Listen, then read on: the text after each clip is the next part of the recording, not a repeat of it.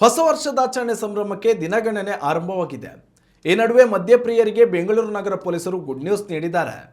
December 31ರಂದು ಮದ್ಯದಂಗಡಿಗಳಲ್ಲಿ ಮದ್ಯ ಮಾರಾಟದ ಅವಧಿಯನ್ನು ವಿಸ್ತರಿಸಿ ಬೆಂಗಳೂರು ನಗರ ಪೊಲೀಸ್ ಕಮಿಷನರ್ ಸೀಮಂತ್ ಕುಮಾರ್ ಸಿಂಗ್ ಮಹತ್ವದ ಆದೇಶ ಹೊರಡಿಸಿದ್ದಾರೆ.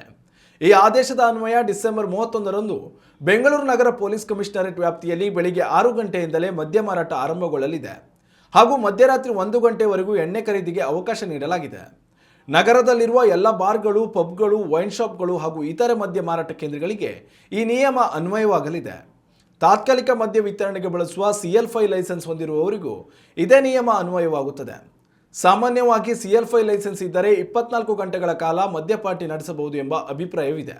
ಆದರೆ ಹೊಸ ವರ್ಷದಾಚರಣೆಯಂದು ಮಧ್ಯರಾತ್ರಿ 1ರ ಬಳಿಕ ಯಾವುದೇ ಮದ್ಯ ಪೂರೈಕೆ ಮಾಡುವಂತಿಲ್ಲ ಎಂದು ಆದೇಶ ಹೊರಡಿಸಿದೆ. ನಿಯಮ ಮೀರುವ ಯಾವುದೇ ಮದ್ಯದಂಗಡಿಗಳು ಲೈಸೆನ್ಸ್ ಕಳೆದುಕೊಳ್ಳುವುದು ಮಾತ್ರವಲ್ಲದೆ ಕಠಿಣ ಕಾನೂನು ಕ್ರಮ ಎದುರಿಸಬೇಕಾಗಿ ಬರಲಿದೆ.